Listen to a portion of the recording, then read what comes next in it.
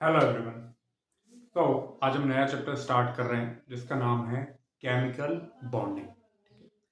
यहाँ पर मैंने पूरा हम क्या क्या स्टडी करने वाले हैं इस चैप्टर में इस बारे में मैंने लिख दिया है।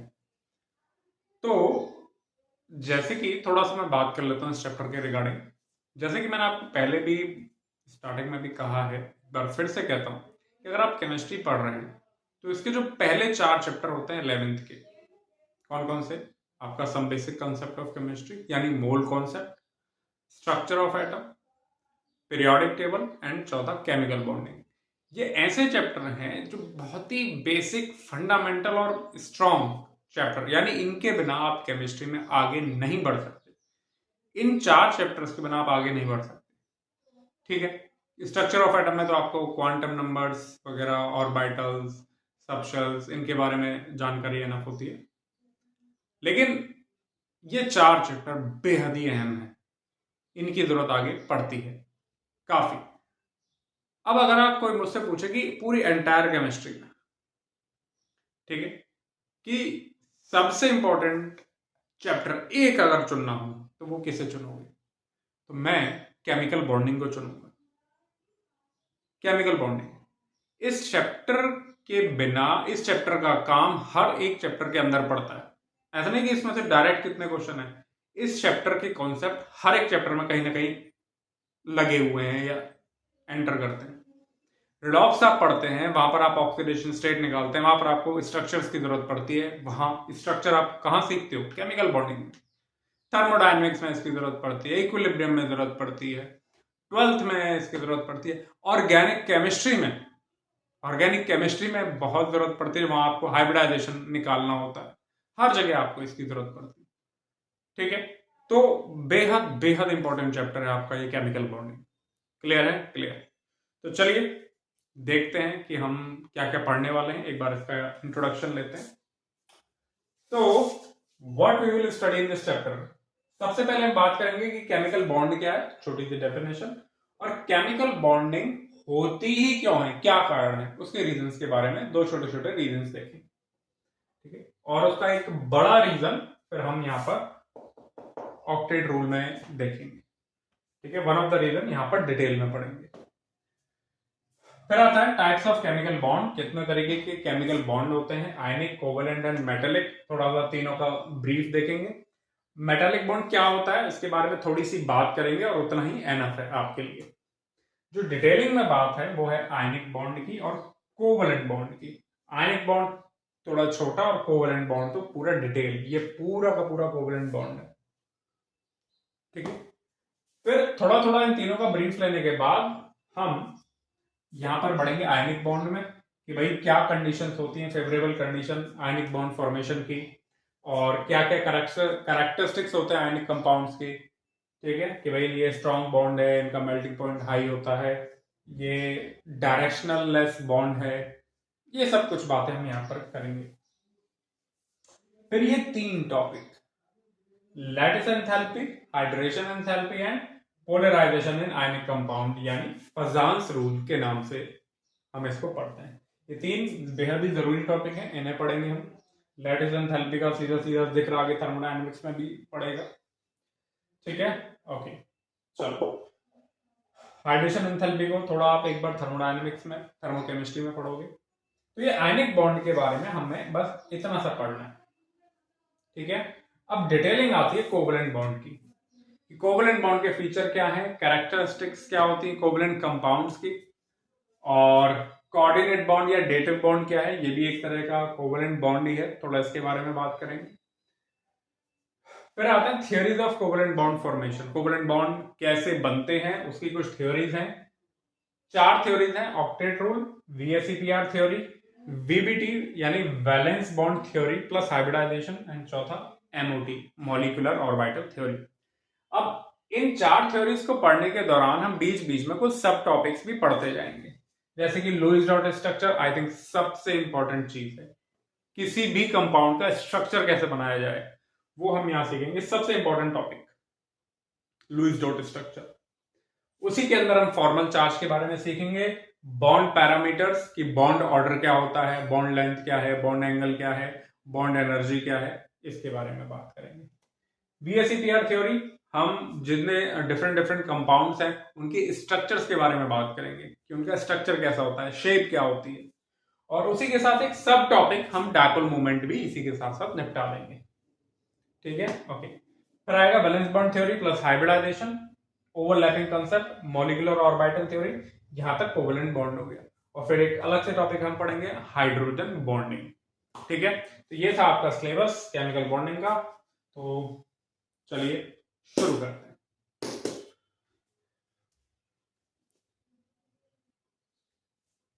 ओके, तो चलो सबसे पहले स्टार्ट करते हैं। केमिकल बॉन्ड क्या है, छोटी सी डेफिनेशन लिखते हैं। Chemical bond is force of attraction between atoms to form compound। Atoms के बीच का फोर्स ऑफ अट्रैक्शन होता है जिससे वो कंपाउंड बनाते हैं, इसे ही हम क्या कहते हैं, केमिकल बॉन्ड कहते हैं। तो basically chemical bond is a force of attraction. ठीक है, क्लियरिटी और आगे आएगी धीरे धीरे। ये बेसिक डेफिनेशन हुई। अच्छा, अब सवाल उठता है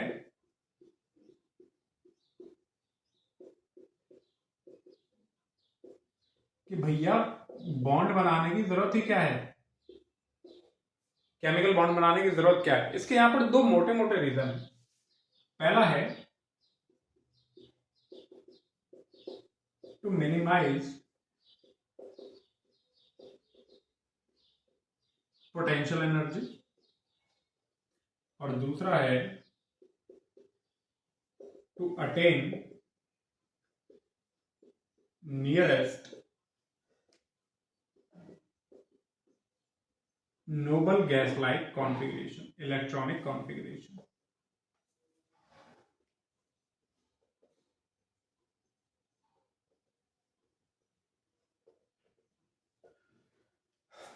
ये दो रीजन मैंने यहां पर लिखे हैं। क्या है इनका मतलब जानते हैं।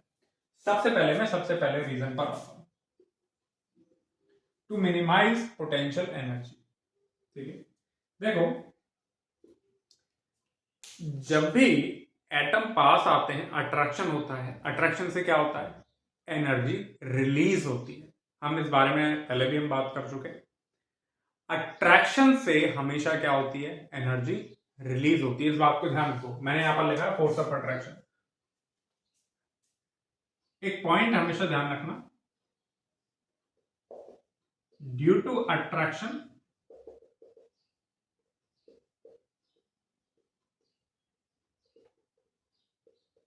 एनर्जी रिलीज होती है।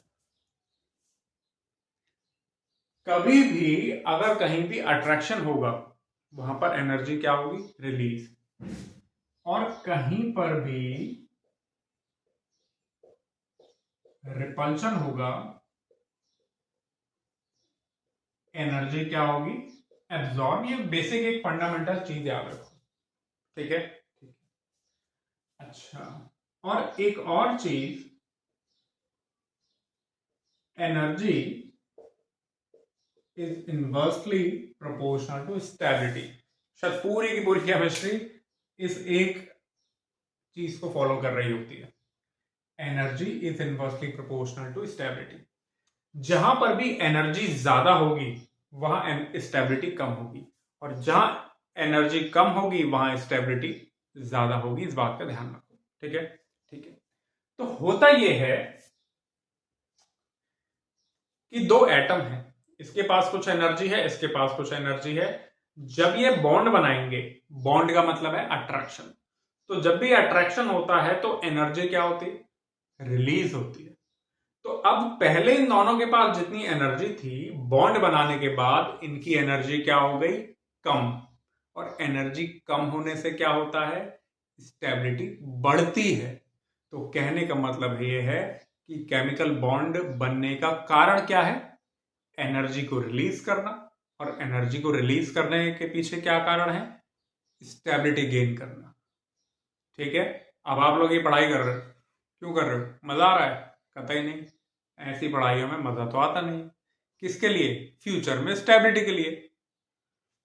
सोचना तो यही है ना कि फ्यूचर में स्टेबल हो जाएंगे, हालांकि स्टेबल कभी कोई नहीं होता, ये बात अलग है, बट ऐसा आप सोचते हो। तो आप लोग भी जो काम कर रहे हो वो स्टेबिलिटी के लिए कर रहे हो। एटम्स भी जो काम करते हैं वो स्टेबिलिटी के लिए करते हैं, लेकिन वो स्टेबल होते हैं एनर्जी को रिलीज करके। सुनो,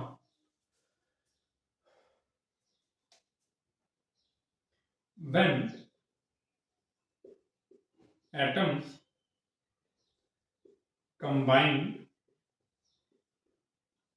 to form chemical bonds, they release energy। जब भी एटम कंबाइन होते हैं और केमिकल बॉन्ड बनाते हैं, they release energy. Chemical bond मतलब force of attraction. Hence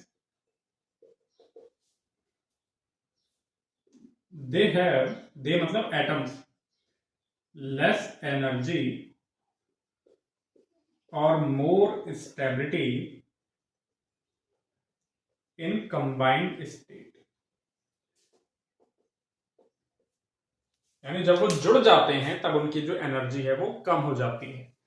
energy कम हो जाती है मतलब स्टेबिलिटी बढ़ जाती है, बजाय इसके कि वो अकेले थे। ठीक है, फॉर एग्जाम्पल लेट से ये एक एटम ए है, ये एटम बी है। इस एटम ए के पास एनर्जी E1 है और इस एटम बी के पास एनर्जी E2 है। ये लेके खड़े हैं, अकेले अकेले खड़े हैं। इन्होंने सोचा कि आओ बॉन्ड बना लेते हैं, और इन्होंने बनाया बॉन्ड, जिसको मैं लेट से ऐसे शो कर देता हूँ। ठीक है, ये बॉन्ड बना लिया, जुड़ गए। अब बॉन्ड बनाया है तो इन्होंने कुछ ना कुछ तो एनर्जी रिलीज करी ही होगी, क्योंकि बॉन्ड का मतलब है फोर्स ऑफ अट्रैक्शन, तो एनर्जी रिलीज करी है। मान लो इन्होंने कुछ E3 एनर्जी रिलीज कर दी। तो पहले इनके पास कंबाइंड एनर्जी कितनी थी? Total energy E1 plus E2। अब इनके पास कंबाइंड एनर्जी क्या है? E1 प्लस E2 माइनस के E3। अब मुझे बताओ लेस एनर्जी स्टेट कौन सी है? जब ये अकेले खड़े थे या जब ये कंबाइंड स्टेट में है? जब ये कंबाइंड स्टेट में है तो ये लेस एनर्जी हो गई। लेस एनर्जी मतलब मोर स्टेबिलिटी। ठीक है, तो इस तरीके से बॉन्ड बना करके वो अपनी एनर्जी को रिलीज करवाते हैं, और एनर्जी कम होने से अट्रैक्शन, एनर्जी कम होने से स्टेबिलिटी बढ़ जाती है। ठीक है, ठीक। अब यहां पर एक डायग्राम आता है, वैसे तो वो आगे बताना चाहिए पर मैं यही निपटाता हूं। लिखो इसे, मैं मिटाता हूं।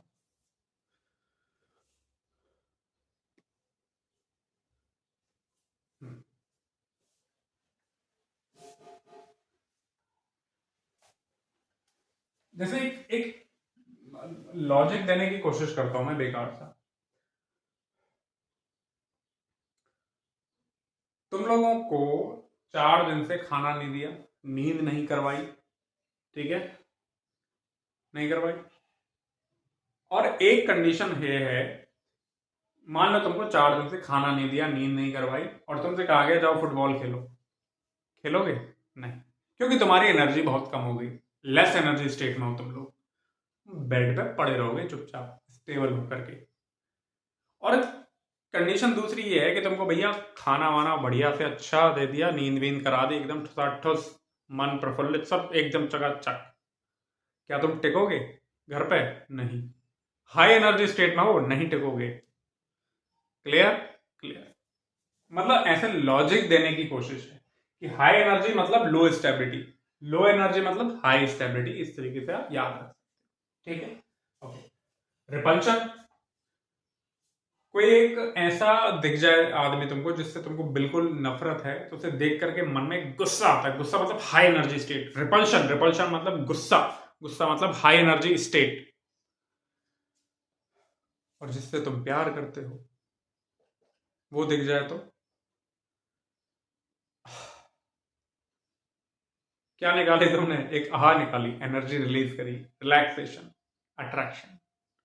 तो वैसे तो ये फालतू है, बट एग्जाम्पल देने की कोशिश की लॉजिक से।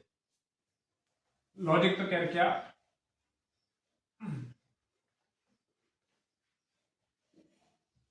चलो ओके, तो अब हम बात कर लेते हैं टाइप्स ऑफ केमिकल बॉन्ड के बारे में। केमिकल बॉन्ड कितने टाइप के होते हैं, देखिए।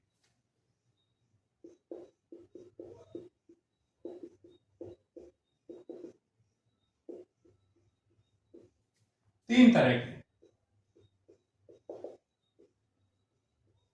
Ionic bond, covalent bond and metallic bond. ठीक है, यानी केमिकल बॉन्ड तीन तरह के हैं, यानी फोर्स ऑफ अट्रैक्शन तीन तरीके से हम पढ़ेंगे, आयनिक, कोवलेंट एंड मेटालिक। ठीक है, पहले मैं इन तीनों का थोड़ा थोड़ा सा ब्रीफ ले लेता हूं और फिर हम डिटेल में पढ़ेंगे। यहाँ मेटालिक बॉन्ड हमको बस हल्का सा पढ़ना है कि मेटालिक बॉन्ड होता क्या है। डिटेल में हमें पढ़ना है आयनिक बॉन्ड और वेरी वेरी डिटेल में पढ़ना है कोवलेंट बॉन्ड। ठीक है, चलो स्टार्ट करते हैं। सबसे पहले थोड़ा सा ब्रीफ ले लेते हैं। आयनिक बॉन्ड क्या होता है, फिर हम लेंगे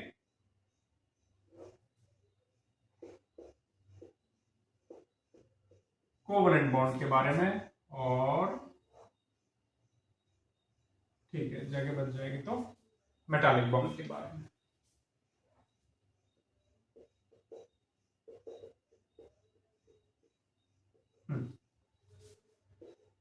दिख रहा है? ठीक है, सबसे पहले मैं बात करता हूं आयनिक बॉन्ड के बारे में। आयनिक बॉन्ड बनता किसके बीच में है? ये बनता है generally metal and non metal के बीच। आयनिक बॉन्ड टेक प्लेस या forms between metal and non metal. Metal atom और नॉन मेटल एटम के बीच में बनता है आयनिक बॉन्ड। और सुनिए, कोवलेंट बॉन्ड किसके बीच बनता है? Covalent bond forms generally between non metals. Generally non metals के बीच में बनता है। देखो केमिस्ट्री में जनरली लगाना भी जरूरी होता है, कुछ जगह मेटल्स एंड नॉन मेटल्स के बीच में भी आता है। ठीक है, बट जनरली ये नॉन मेटल्स के बीच का बॉन्ड है, प्योरली अगर मैं बात करूं तो। ठीक है, ठीक है। और तीसरा करेंगे बात कि प्योरली नॉन प्योरली क्या कह रहे हैं। जनरली नॉन मेटल्स के बीच में बनता है, ये मेटल एंड नॉन मेटल के बीच में बनता है। यहां पर जनरली शब्द का इस्तेमाल नहीं किया मैंने क्योंकि ये बनता ही मेटल और नॉन मेटल के बीच में। और metallic bond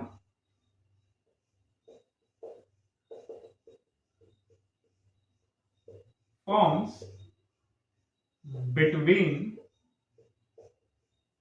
metal atom.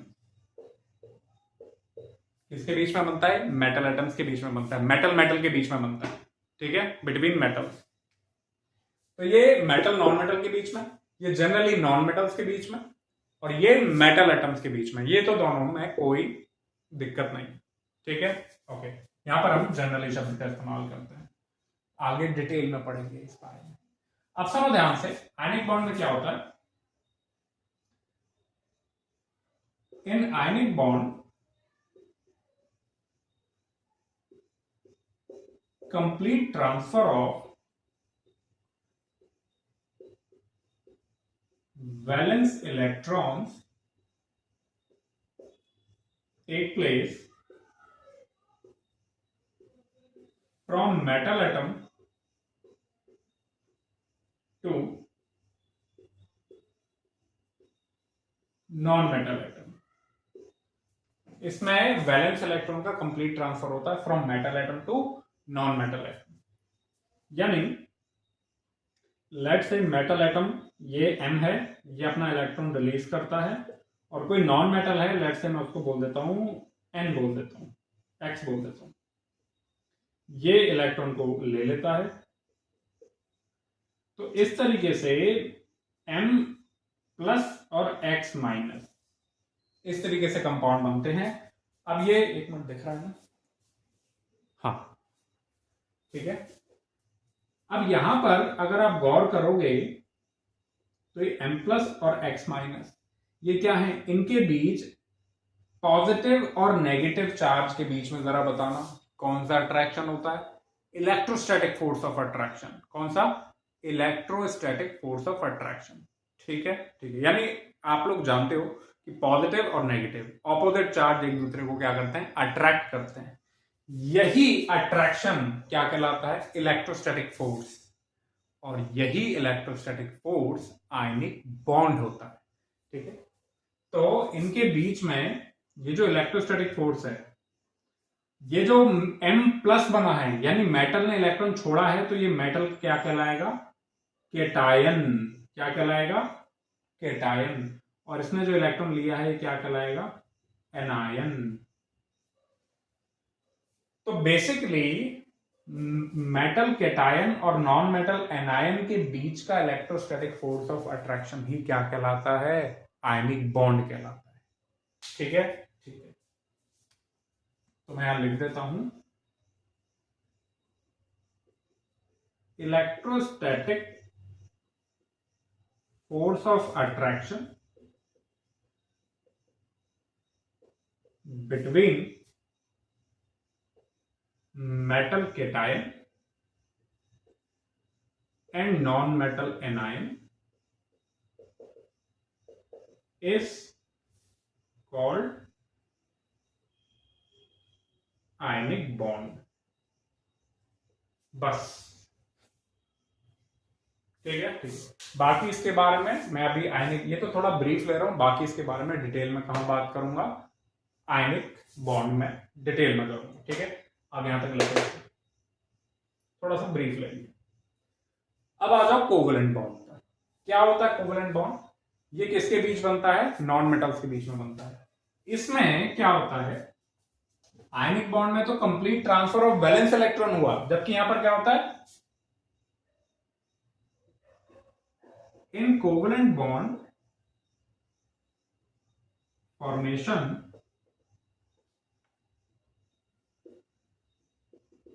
Sharing of 1, 2 या 3 वैलेंस इलेक्ट्रॉन्स, इलेक्ट्रॉन्स को मैं E माइनस लिख दे रहा हूं, 1, 2, 3, 1, 2 या 3 valence electron take place between atoms. Atoms के बीच में 1, 2 या 3 वैलेंस इलेक्ट्रॉन की शेयरिंग होती है। यही शेयरिंग क्या कहलाती है, कोवलेंट बॉन्ड कहलाती है। This sharing of valence electrons is called covalent bond. तो कोवलेंट बॉन्ड फॉर्मेशन में शेयरिंग ऑफ 1, 2 या 3 valence electron take place between atoms. This sharing of valence electron is called covalent bond. ठीक है, ठीक है। Example से देखो जरा, मैं यहां एग्जाम्पल, फॉर एग्जाम्पल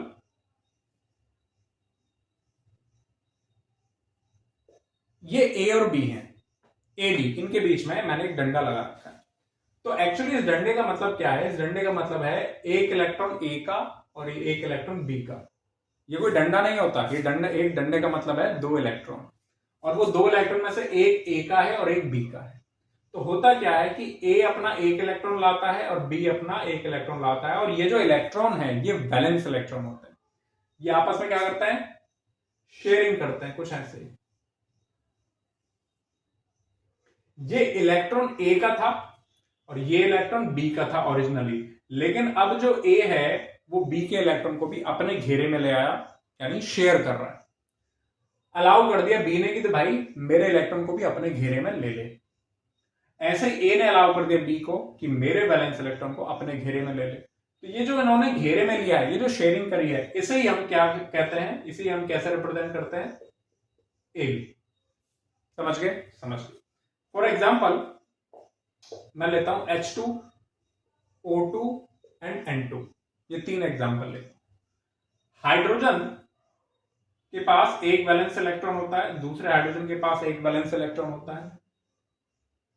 ये हाइड्रोजन इस हाइड्रोजन को अलाउ करता है अपना इलेक्ट्रॉन शेयर करने को, और ये हाइड्रोजन इस हाइड्रोजन को अलाउ करता है अपना इलेक्ट्रॉन शेयर करने को।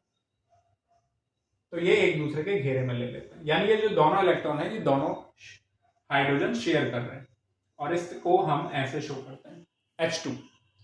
O2 के केस में क्या होता है कि ऑक्सीजन अपने दो, इस ऑक्सीजन के कितने इलेक्ट्रॉन, दो, इस ऑक्सीजन के कितने इलेक्ट्रॉन, दो, तो ये दो दो इलेक्ट्रॉन शेयर करते हैं, जैसे हम इस तरीके से रिप्रेजेंट करते हैं। O2 डबल बॉन्ड होता है ऑक्सीजन के बीच में। नाइट्रोजन के केस में दोनों नाइट्रोजन तीन तीन इलेक्ट्रॉन शेयर करते हैं, जिसको हम ट्रिपल बॉन्ड से शो करते हैं। ठीक है, ठीक है। अब इसके अलावा इसका जब पूरा डिटेल लुईस डॉट स्ट्रक्चर पढ़ेंगे तब हम वहां पर फिर लॉन पेयर्स वगैरह भी शो करेंगे। फिलहाल तो आप समझ गए ये जो डंडे लग रहे हैं, single bond, double bond, triple bond, ये क्या कहलाते हैं आपके कोवलेंट बॉन्ड। क्लियर है? ये थोड़ा सा ब्रीफ हो गया। और ये जो single bond, double bond, triple bond है, इसे कहते हैं बॉन्ड ऑर्डर। दो एटम्स के बीच में मैक्सिमम कितने बॉन्ड हो सकते हैं? जनरली 3। दो एटम्स के बीच में कितने कोवलेंट बॉन्ड हो सकते हैं? 3। यहां पर एक बॉन्ड है तो इसका बॉन्ड ऑर्डर 1, यहां दो बॉन्ड है तो बॉन्ड ऑर्डर 2, और यहां पर 3 है तो bond order 3।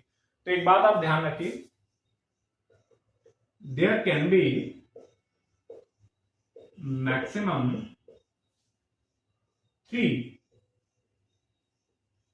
covalent bonds between two atoms। अब आप हायर क्लासेस में जाओगे तो 4 भी आएंगे, लेकिन आपके लेवल पर 3 है। ठीक है, आपको जितना जानना चाहिए उसके लिए 3 काफी है। ठीक है, ठीक है। 2 एटम्स के बीच में बात कर रहा हूं। ठीक है, अब ऐसे तो CH4 है,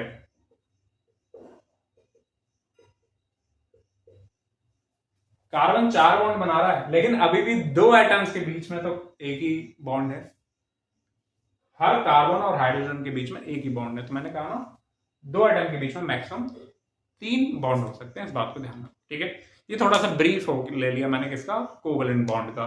बाकी ब्रीफ कोवलेंट बॉन्ड को जब पढ़ेंगे, ब्रीफ नहीं बाकी डिटेल में कोवलेंट बॉन्ड, ये पूरा चैप्टर ही, इस चैप्टर का 80% पार्ट कोवलेंट बॉन्ड है। ठीक है, ठीक है, इसे लिखिए। फिर थोड़ी सी मैं बात मेटालिक बॉन्ड के बारे में बात करूंगा। लिखो,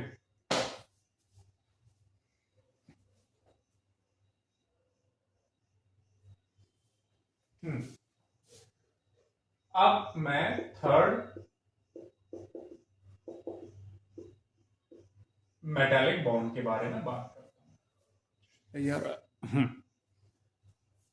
मेटालिक बॉन्ड किसके बीच में बनता है? Metallic bond take place between metal atom. Metal atoms के बीच में बनता है। अब सुनो ध्यान से, होता क्या है। Metallic bond is electrostatic force of attraction। metallic bond is electrostatic force of attraction between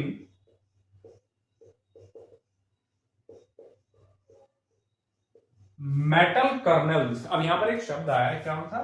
metal kernels present in sea of free electrons.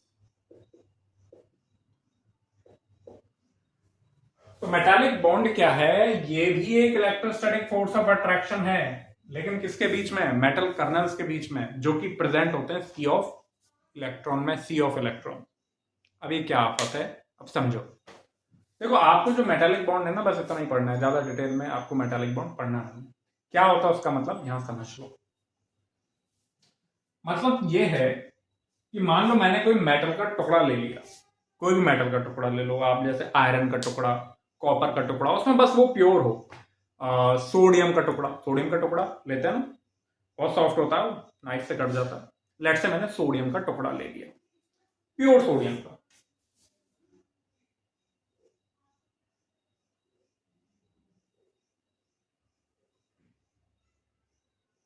Sodium Na का टुकड़ा।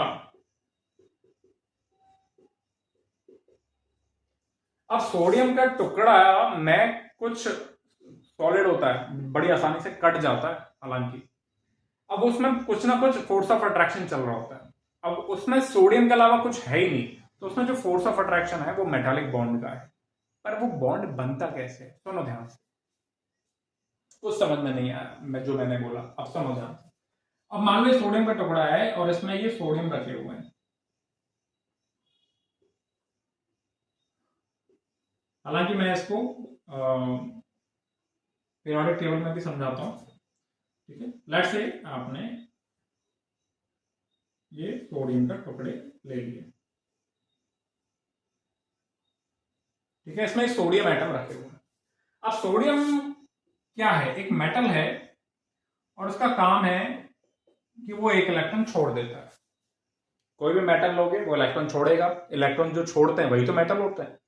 तो सोडियम ने इलेक्ट्रॉन छोड़ दिया, इस सोडियम ने इलेक्ट्रॉन छोड़ दिया, इसने भी छोड़ दिया, इसने भी छोड़ दिया, इसने भी छोड़ दिया, इसने भी छोड़ दिया, इसने भी छोड़ दिया, और यहां पर भरमार लग गई इलेक्ट्रॉन्स की। सारे टुकड़े, अब ये इतने से थोड़ी होते हैं, बहुत सारे होते हैं, तो यहां पर इलेक्ट्रॉन्स की क्या लग गई, भरमार। Millions of millions, billions of billions, trillions of trillions यहां पर एटम्स होते हैं, तो ट्रिलियंस ऑफ ट्रिलियंस क्या होंगे, इलेक्ट्रॉन्स होंगे। तो इनको हम कहते हैं सी ऑफ इलेक्ट्रॉन्स या सी ऑफ फ्री इलेक्ट्रॉन, ठीक है। अच्छा, अब ये तो बैलेंस इलेक्ट्रॉन छोड़ दिया, अब ये जो बचा इसे मैं क्या कह रहा हूं, मेटल कर्नल कह रहा हूं। क्या कह रहा हूं, मेटल कर्नल। अरे सर ये तो कैटायन है, ये तो कैटायन है, काय को अलग अलग नाम दे रहे हो। अरे सुनो तो जरा, कैटायन आप जब कहोगे जब उसने इलेक्ट्रॉन छोड़ दिया और कोई ले गया। सर इसने भी तो इलेक्ट्रॉन छोड़ दिया, ध्यान देना, यहां पर सारे के सारे सोडियम है। मैं किस सवाल का जवाब दे रहा हूं कि मेटल कर्नल क्यों कहा, इसको कैटायन क्यों नहीं कह सकते हो by default, but metal kernel यहां अप्रोप्रिएट वर्ड है। क्यों कह रहा हूं मैं मेटल कर्नल, क्योंकि देखो यहां पर सोडियम ने इलेक्ट्रॉन छोड़ दिया, लेकिन इलेक्ट्रॉन लेने वाला कौन है, कोई नहीं। यहां सब के सब इलेक्ट्रॉन छोड़ने वाले हैं, लेने वाला कोई नहीं है। मान लो इलेक्ट्रॉन ना हुआ, ज्ञान हो गया, सब देने में लगे, ले कोई नहीं रहा। तो सोडियम ने इलेक्ट्रॉन छोड़ तो दिया, पर कोई लेने वाला नहीं है। तो वो जो इसके इलेक्ट्रॉन जो छोड़ा हुआ है, जब तक उसको किसी ने ले नहीं लिया, मान लो यहां पर सामने क्लोरीन होता, तो सोडियम ने जो इलेक्ट्रॉन लिया होता क्लोरीन, सोडियम ने जो छोड़ा होता क्लोरीन ने ले लिया, यानी उसने अपना इलेक्ट्रॉन, परमानेंट इलेक्ट्रॉन क्लोरीन के पास चला गया। ऐसे केस में आप इसको कैटायन शब्द बोलते, लेकिन यहां पर इसने इलेक्ट्रॉन छोड़ा तो है, लेकिन अभी भी वो उसी का ही माना जाएगा। घूम तो रहा है फ्री, लेकिन उस इलेक्ट्रॉन को किसी ने अपनाया नहीं है, किसी ने अपनाया नहीं है। किसी ने अपना लिया होता तो कैटायन शब्द इस्तेमाल कर देते, किसी ने अपनाया नहीं है तो उसको मेटल कर्नल कह दिया जाता है, या कोर कह दिया जाता है। क्या कह दिया जाता है, कोर। तो सोडियम जो कि कुछ ऐसा है 1s2 2s2 2p6, और ये उसका वैलेंस इलेक्ट्रॉन जो उसने छोड़ दिया। तो ये जो अंदर का पार्ट है, अंदर का जो ये पार्ट है, इसे हम क्या कहते हैं, कोर, और यहीं पर हम इसे क्या कह रहे हैं, मेटल कर्नल कह रहे हैं। कोर तो आप लोग समझते हो। तो चूंकि इसने इलेक्ट्रॉन छोड़ दिया पर किसी ने लिया नहीं है, तो ऐसे केस में यहां इसको कैटायन शब्द की जगह मेटल कर्नल शब्द ज्यादा अप्रोप्रिएट रहेगा। समझ गए। अब जरा ध्यान दो, ये भी मेटल कर्नल, ये भी मेटल कर्नल। अब इनके बीच में अट्रैक्शन कहां से हो जाएगा भाई, एक तरीके से ये भी मेटल कर्नल और ये भी मेटल कर्नल। अब इनके बीच में इलेक्ट्रोस्टैटिक, ये तो रिपल्शन हो जाएगा। मैं तो यहां पर इलेक्ट्रोस्टैटिक फोर्स ऑफ अट्रैक्शन कह रहा हूं। अट्रैक्शन कहां है, ये इनडायरेक्ट अट्रैक्शन होता है। क्या होता है, इनडायरेक्ट अट्रैक्शन। कैसे, जैसे कि आपने ये दिया, ये सोडियम के 2 टुकड़े लिए और ये इलेक्ट्रॉन। अब चूंकि ये मेटल कर्नल है Na+, तो कहीं ना कहीं इसका अट्रैक्शन इस पर रहेगा, पॉजिटिव चार्ज का रहता है ना अट्रैक्शन, और कहीं ना कहीं इसका थोड़ा अट्रैक्शन रहेगा। भाई इलेक्ट्रॉन किसी का भी हो, है तो नेगेटिव चार्ज, तो metal kernel electron, metal kernel और इलेक्ट्रॉन अट्रैक्शन रहा, तो इनडायरेक्टली ये दोनों आपस में क्या हो गए, जुड़ गए। ये इलेक्ट्रोस्टैटिक फोर्स ऑफ अट्रैक्शन, ये इलेक्ट्रोस्टैटिक फोर्स ऑफ अट्रैक्शन, तो इनडायरेक्टली ये दोनों मेटल कर्नल आपस में जुड़ गए। तो ये जो इनडायरेक्टली जुड़े हुए हैं, इनडायरेक्ट ये जो फोर्स ऑफ अट्रैक्शन है किसके थ्रू, सी ऑफ इलेक्ट्रॉन के थ्रू, इन दोनों में सी ऑफ इलेक्ट्रॉन के थ्रू जो ये अट्रैक्शन है, इसे हम क्या कहते हैं, मेटालिक बॉन्ड कहते हैं। क्या कहते हैं, मेटालिक बॉन्ड। समझ गए, समझ गए। सोडियम ने इलेक्ट्रॉन छोड़ा, इसे हमने क्या नाम दिया, मेटल कर्नल। अब चूंकि इसने इलेक्ट्रॉन छोड़ा है, लेकिन पॉजिटिव नेगेटिव के बीच में थोड़ा अट्रैक्शन तो रहेगा, तो ये जो अट्रैक्शन रहा, अब कॉमन अट्रैक्शन, दो मेटल कर्नल्स एक इलेक्ट्रॉन के साथ कॉमन अट्रैक्शन शेयर कर रहे हैं, ये कॉमन अट्रैक्शन जो है इस तरीके से क्या कहलाएगा, मेटालिक बॉन्ड कहलाएगा। आई होप आप ये बात समझ गए। एग्जाम पॉइंट ऑफ व्यू से बहुत कोई इंपॉर्टेंट बात नहीं है, बस आप 11th में हो, पहली बार समझ रहे हो, समझ के छोड़ दो, बस ज्यादा काम नहीं आएगा। एग्जाम पॉइंट ऑफ व्यू से कोई इतना इंपॉर्टेंट नहीं होता है, ठीक है। स्टेटमेंट वाइज पूछ ले तो पूछ ले, तो आप ये याद रख लेना, ये दो लाइन है एग्जाम पॉइंट ऑफ व्यू से काफी, ठीक है, ठीक, बस ये हो गया मेटालिक बॉन्ड। चलो अब आगे बढ़ते हैं आयनिक बॉन्ड की तरफ, हेडिंग डाउन।